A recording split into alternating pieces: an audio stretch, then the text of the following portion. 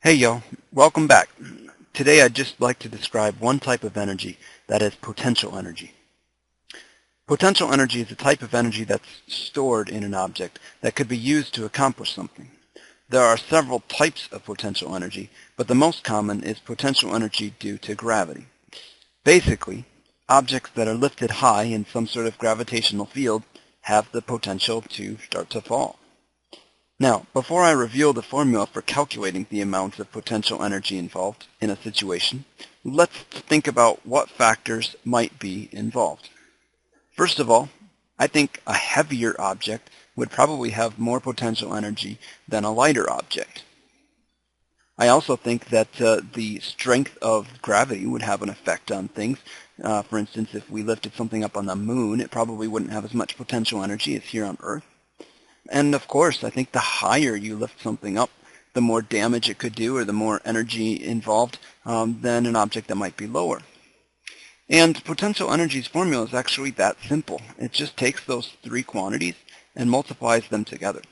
Potential energy is equal to the mass of the object involved times the gravitational field, g, and the height of the object above some sort of reference level. That's usually symbolized by the letter Pe. The letter Pe, yes, and sometimes by the letter U.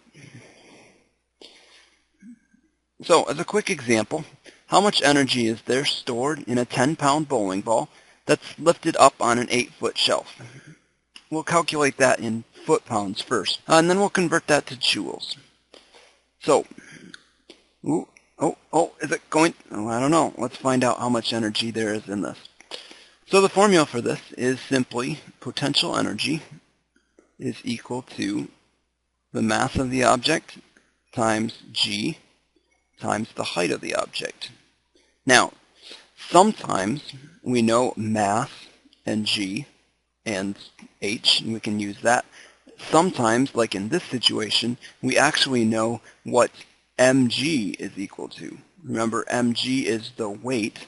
And in the English system of units, which we're working with here with pounds, 10 pounds is a weight. That is mg already.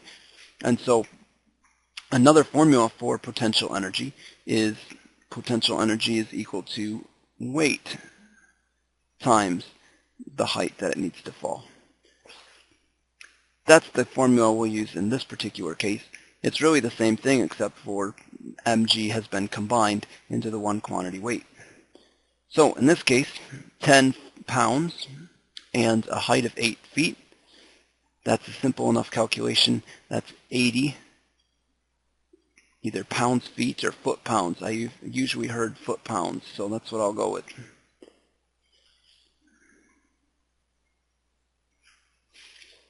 Now, to convert that, let's see if we can remember what the conversion factor is between foot pounds and the standard unit of joules. That's there's 550 foot-pounds in 746 joules. So we can convert that quick. 80 foot-pounds and 550 foot-pounds in 746 joules. That looks to be a little over 100, about 109 joules.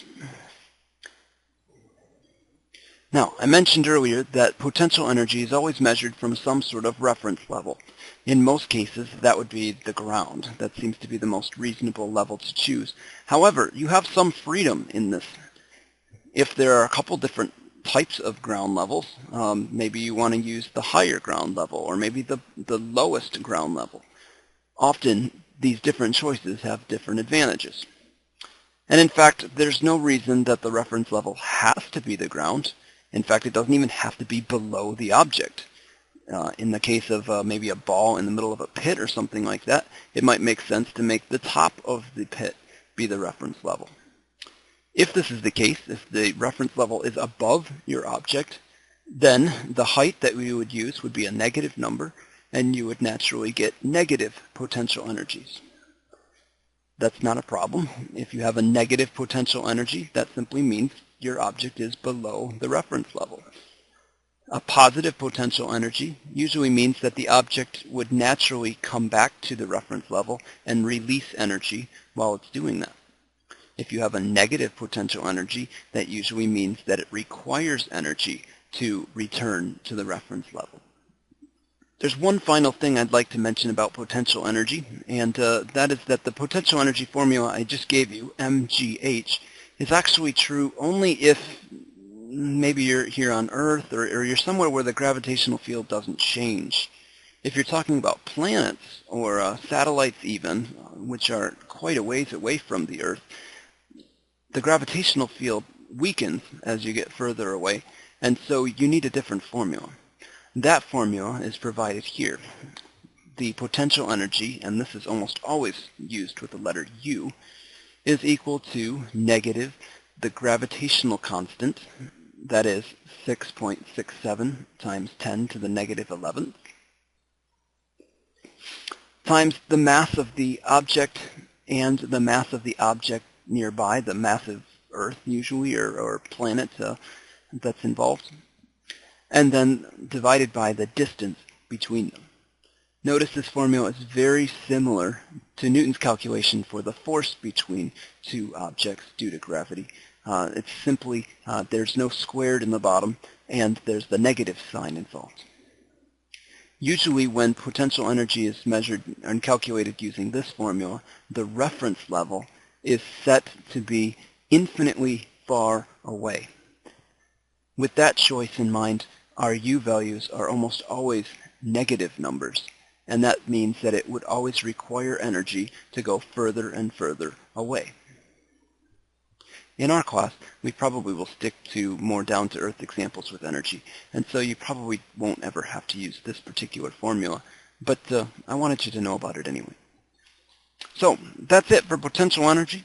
I want to thank you for watching, and be sure to watch the other videos in this series, the next of which is on kinetic energy, which is the energy of motion.